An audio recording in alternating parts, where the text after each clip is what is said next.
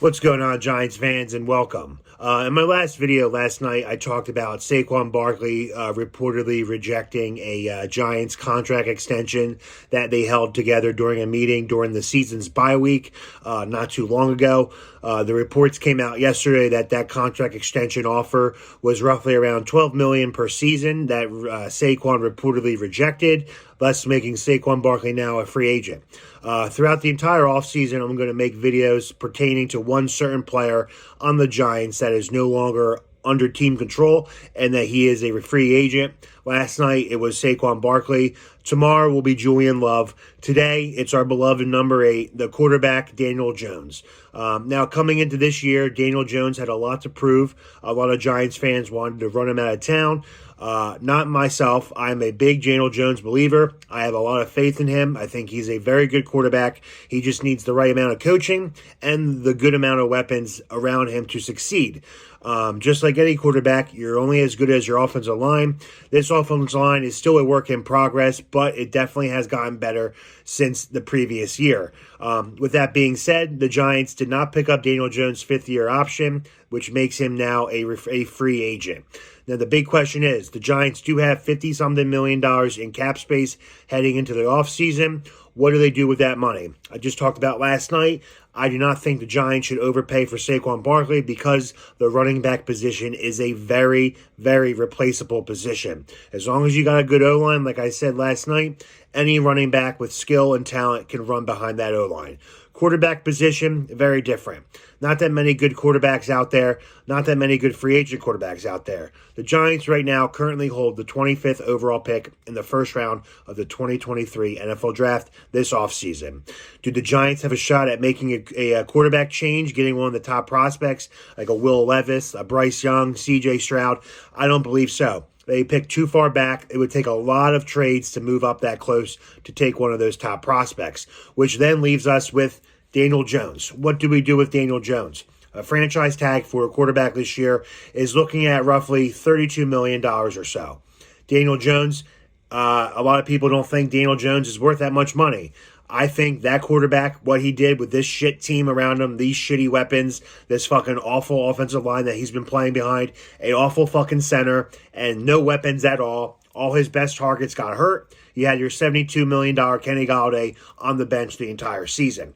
With that being said, no, I do not think he's worth Patrick Mahomes' money or Dak Prescott money. $40 million, way too steep. Way too much money for Daniel Jones, who still needs to prove that he can be the real guy and the real deal moving forward. With that being said, you got quarterbacks like Derek Carr, who the Raiders are looking to shop or trade, Ryan Tannehill, Matt Ryan. These all guys make around $35 to $36 million a season. Not saying that that's what they deserve, but for that caliber, that's what the going rate is. Daniel Jones is going to be looking at that kind of money. Now, the Giants do have an option at franchise tagging Jones, having him make it one more prove-it year under his belt with the same offense going into his final, possibly, season without a contract extension. If Daniel Jones performs well this season under the franchise tag, the Giants then have the flexibility and the options to extend him. If he played bad, then the Giants would just have to deal with it for 1 year, and they'd let him walk after the season's ends next season. That being said, I think we should just extend him. There's no need to tag him for $32 million for 1 year. That eats up a lot of our salary cap that we can spend that money elsewhere because this Giants team, as you know, is very, very far away from the NFL's best, and their talent-wise does not match up with the current leaders of the NFC, especially in our own division when we only won one division game this year. So I think it would be a dumb move to just franchise tag Jones because that eats up $32 million for 1 season. If you sign him to a contract extension throughout 3 to 4 years, that evens out so that you're more flexible to spend more money elsewhere. That is my opinion on Daniel Jones. I believe if we do indeed franchise tag him, that could set us back in the long run and not be able to be very competitive in free agency, getting the key guys that we need to bring on board for this team to be better. If we do give him a contract extension, that will free up some more cap space. Then we have money and more collateral damage to do, and the free agency market opens up, and then we have more money to spend and put those pieces elsewhere. That's my take. I think we should extend Daniel Jones, give him like a 3-year deal, roughly around $33 million a year. And if we can opt out after 2 years, if he doesn't pan out, then that's even better. But I really do think the franchise tag doesn't make a whole lot of sense for Daniel Jones.